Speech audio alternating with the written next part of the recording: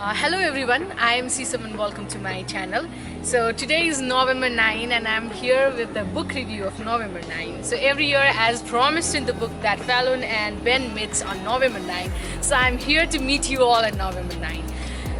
So यो बुकको कुरा गर्नु पर्दाखेरि चाहिँ collen hoover is always known for a romance based writings हैन सब जहिले पनि love story अथवा त्यस्तै त्यस्तै कुराहरु हुन्छ. So this is also a love story but in a twisted way or something that is not normal kind of खालको love story छ के यसमा चाहिँ हामीले जहिले पनि रोमान्स भन्ने बित्तिकै there will be a girl, there will be a boy, they both fall in love with one another and then what things happen खालको स्टोरी हुन्छ नि त always in a romance book.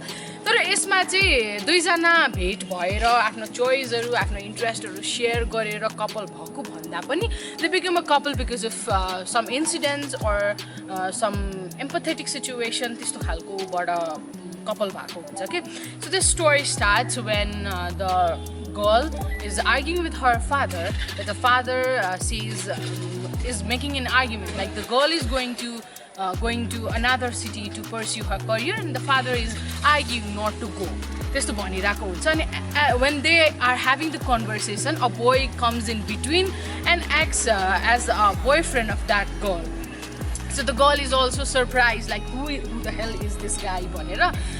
The boy takes the point of the girl and argues with her father, and then the father leaves, and both of the boy and the girl they talk with each other. They try to be there for each other. There are certain situations or certain conditions that girls make that they cannot be the couple. So they promise to meet at the same place, same year, on the same date. That is November 9. So November 9 ma chahi why they choose the date bhanera bhandakari chahi the day when they met was November 9 actually, but at the same time the girl also had some kind of happenings in her life and the boy also have some kind of happening in life. November 9.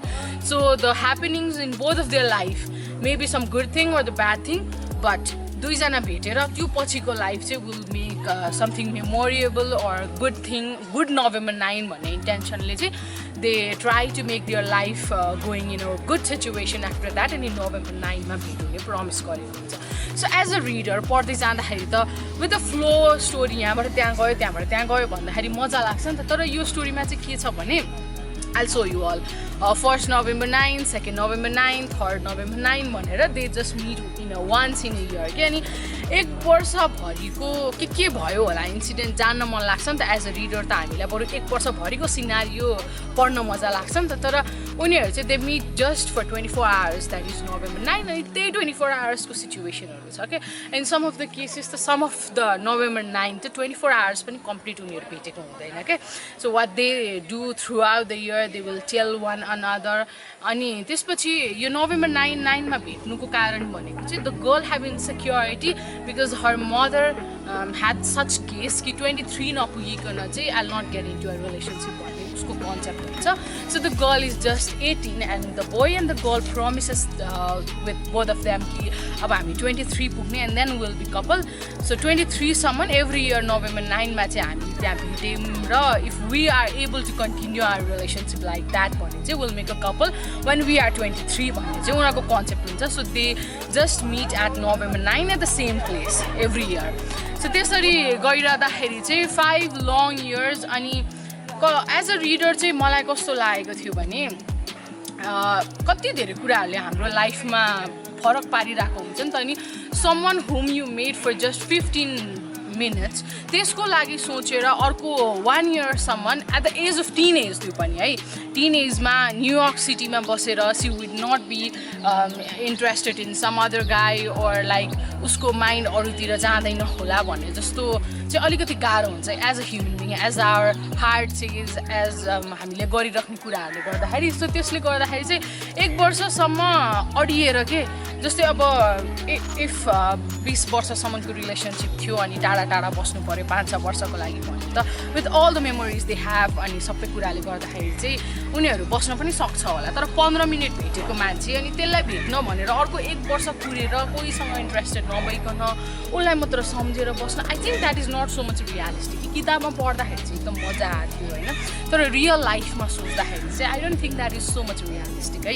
As a reader I feel that so it is interesting Colleen Hoover writes so good होइन कतिपय सिचुएसनमा I just give you a case है यहाँनिर the two brothers are fighting the elder brother punches the younger one अनि त्यसपछि त्यो केटीलाई चाहिँ थाहा हुँदैन सी जस्ट स हिम पन्चिङ तर किन पन्च गरेको भनेर थाहा हुँदैन अनि पछि गएर त्यो केटीलाई थाहा पाउन खोज्दाखेरि चाहिँ there are so many reasons के यताकोले गर्दा पन्च गरे हो कि उताकोले हो कि कस्तो माइन्ड नै कस्तो बनाइदिन्छ कि रिडरको के होला जस्तो पारिदिन्छ कि सो त्यो एउटा कुरा चाहिँ एकदमै रमाइलो छ कि बुकको त्यो कुराले गर्दाखेरि चाहिँ त्यो बुकलाई राखौँ अनि एकछिनपछि पढौँ भन्ने नै लाग्दैन कि so what might be the cause or के भएर चाहिँ यस्तो भएको होला भनेर सस्पेन्समाथि सस्पेन्स हुन्छ यो बुकमा so you will go with the flow when you start reading so मैले भन्नुपर्दा 2 दिन 3 दिन लगातार पढेर सकायो क्या कन्टिन्युसली किताब so I didn't give a pause so as a book reader मलाई जहिले पनि मुभी हेर्नुभन्दा बुक पढ्नै रमाइलो हुन्छ जस्तो लाग्थ्यो कि बिकज अफ द इमेजिनिङ